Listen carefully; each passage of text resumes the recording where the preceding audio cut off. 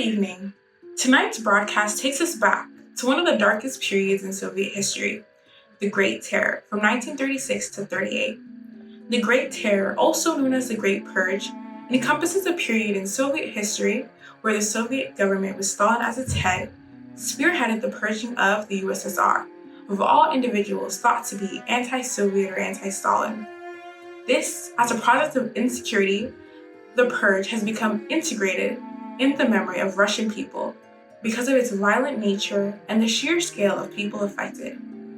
About 2.5 million were imprisoned and 700,000 died, according to Conquest. Those caught up in the whirlwind of Stalin's attempt to centralize control via force included the Kalaks, ethnic minorities like the Tatars, government officials, and intellectuals. Essentially, anyone could be accused of being a conspirator or somehow against the Soviet Union's socialist project was suspected. The life of a convict, otherwise oftentimes without even a fair trial, was rough and consisted of working in horrible conditions. Death was everywhere. Some, like those of the Moscow trials, were immediately killed, others slowly, from the grueling work, starvation, or illness. Life was ruled by fear and silence. Out of filth you can make a prince was one of Stalin's favorite quotes. As historian Robert Conquest emphasized that since the 1920s, Stalin would purposely surround himself with men of low character. He chose people that had unfailing devotion to him and perpetrated violence acts such as killing and torture. The Great Purge came into full swing with the Kirov murder, which triggered the Moscow trials, a series of trials spearheaded by Stalin's regime to purge the Soviet Union of old Bolshevik influence. By the early 1930s, Stalin's government had full control of daily life and what was once considered innovative now was degraded. The arts which had previously been praised as being new were now restricted and the press heavily censored. The message was clear: obey the state, trust Stalin, and report anyone who might be an enemy of the people. But inside people's homes, life was very different. Families whispered in fear. Every night, the sound of knocking on doors could mean arrest. Now, we speak with a citizen who remembers that time. When I speak about the repressions and the Gulag, it's not just history from a textbook.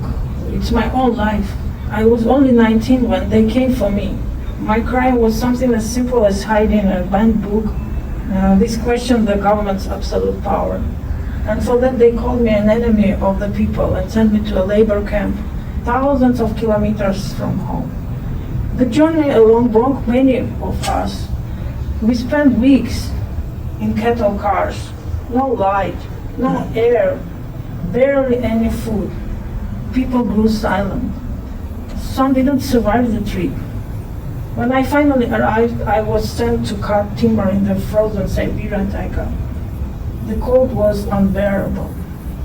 We worked from dawn until dark with bleeding hands and empty stomachs. But we held on to each other. That's how we survived. By sharing stories, crumbs of bread, and memories of home.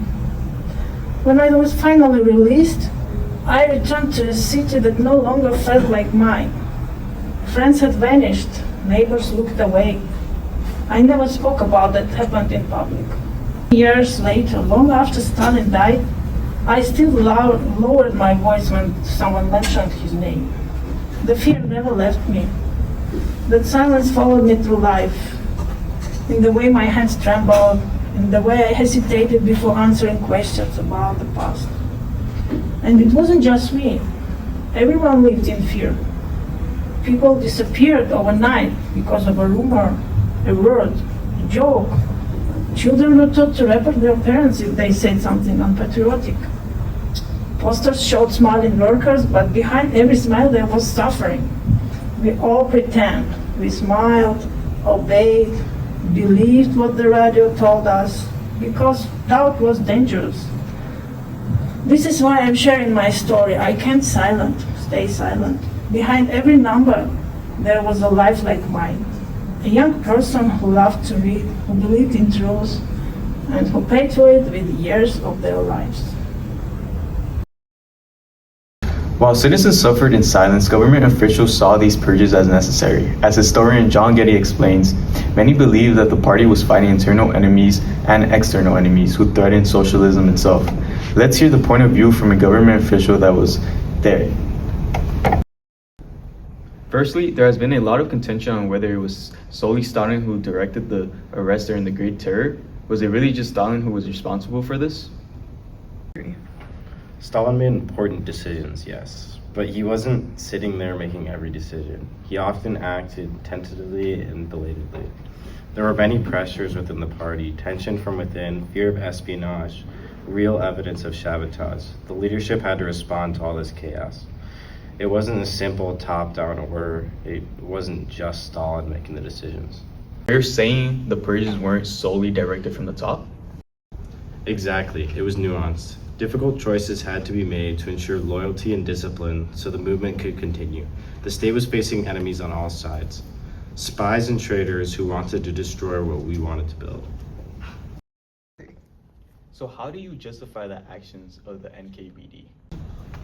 The NKVD worked day and night to protect the country. Though many bad actions were committed, it was necessary to protect our beloved Soviet nation. The risk of betrayal from a few traitors would lead to chaos. The lack of centralization would lead the revolution and all that we fought for to fail. What happened to those who didn't fully commit to the state's vision? Our cause demanded commitment from the people. If someone couldn't carry out the duties of the state, they lost that commitment, and they became a liability to our cause. They couldn't remain in the party. Two lives, two truths. One lived in fear, and the other justified fear as security. We wanted safety and truth, but fear ruled every home. It was traumatic to be forced to be silent on convictions that were clearly false, because otherwise you and your family will suffer. This was done to ensure power was centralized. We wanted to ensure that there would never be another bloody revolution.